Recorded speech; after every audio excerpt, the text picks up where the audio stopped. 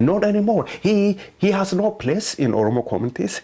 He cannot play drama anymore on Oromo communities. So now he says Ethiopian. So he's gonna start speaking, of course, Amharic. Oppolon Jonathan is gonna speak Amharic because he wants power. He wants to control and money. That's what the globalists do.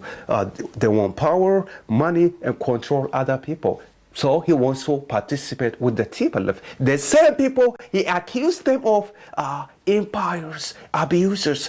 Yesterday, the American speakers abused us. He was playing a victim. So he also, in front of microphone and from camera, he plays a victim.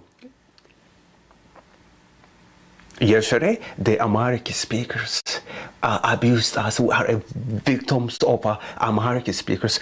Today, he said they speak Tigrinya. They are the same people. And this is the same man. He said now he's Ethiopian. He wants to go home. He wants to participate in political scene. And the same people, he accused them of abusing his people. Go figure. About that, go figure. Yeah. He plays victim, and of course, he wants to go home. He wants to go home.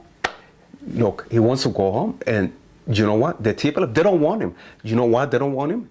They're concerned about his safety. So is Oppolon Jonathan safe if he goes home? I don't think so, not for 1 second.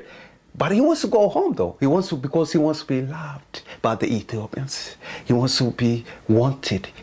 He's looking for attention. You don't understand. What you know about it, you don't know. You understand. You don't understand. He wants to be loved. He wants to be accepted by the people. He wants to participate. He wants to help them, actually. That's what he wants to do. That's my show for today. Thank you for watching Bilisuma show. Take care. Bye-bye, everybody.